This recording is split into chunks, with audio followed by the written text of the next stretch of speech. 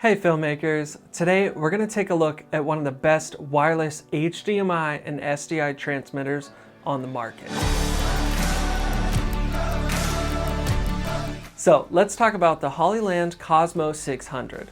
Now, there are a whole bunch of reasons why you might need to use a wireless transmitter. For instance, if you're on set shooting something and you have a director, you can set up a director's monitor for them so they can see what's happening in the camera. A lot of times on bigger sets, they set up what they call a video village. Another great use for this is when you have a dedicated focus puller and you're using a wireless follow focus. So you can see how you could totally use this with a focus puller. I'm walking around remotely getting the shots, and then you have your focus puller back at a monitor with the wireless follow focus. We're using the Tilta Nucleus Nano, which is freaking awesome. And then they're pulling focus for you while you're out there getting the shots on a gimbal or handheld, whatever it is, shoulder rig, and you just don't have to worry about pulling focus because they're doing all that for you. So you could not do that without one of these wireless transmitters. The first test we did was a distance test. So the Cosmo 600 is supposed to go up to 600 feet. Basically, we're gonna do a distance test, and I'm at a football field, so it's kind of the biggest field that I could find right now and actually measure. So of course it's greater than 300 feet distance, and basically I'm running the transmitter into the Atomos and then back out, sending the signal to the receiver, and then it's going into the small HD. So this camera is going to record this and show you that the signal is making it all the way back to this monitor the entire time. All right, so I'm going to get walking and we'll make sure that this thing has really good distance.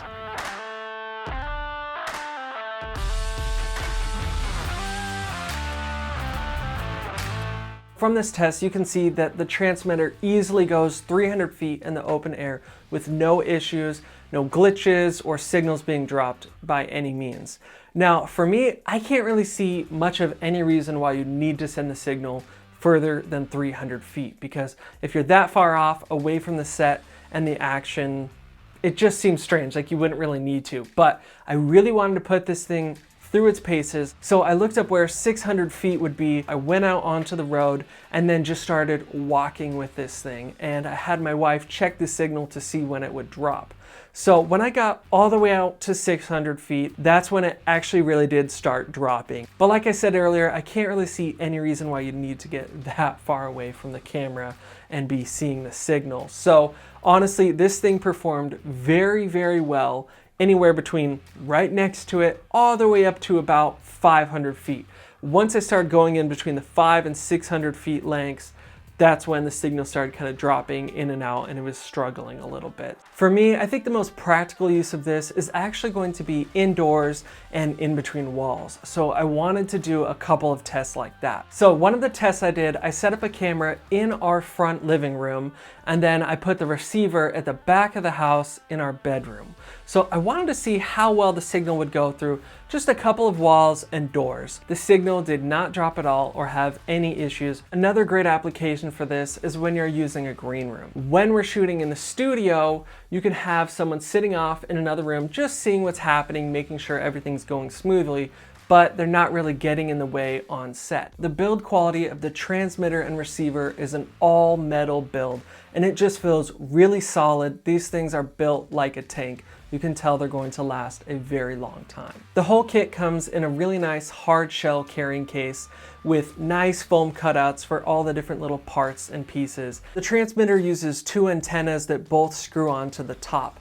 Now, it does actually come with 3 main antennas, and one of them is an extra in case one gets lost or maybe broken. It also comes with another set of antennas that are the mushroom antennas, and those are used if the transmitter and receiver are actually at really different varying heights. So maybe you're getting a nice low angle shot with the camera, but the receiver is in another room on a monitor up high.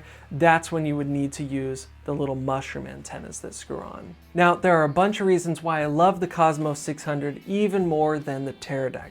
And I've used the Teradek on shoots a lot of times. It's been the daily driver for me for quite some time. But with using this, it has so many different ways that you can power it.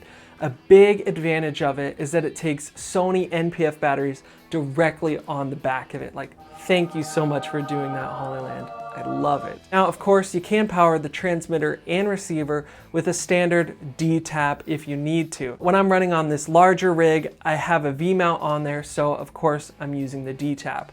But when I'm running on a gimbal, like I said earlier, I'm always using that little Sony NPF battery. And it comes with 2 coiled D-tap cables and 1 standard DC outlet cable. On the transmitter, you have multiple ports. So you have the HDMI in, which is going to bring the signal in from the camera or another external recorder.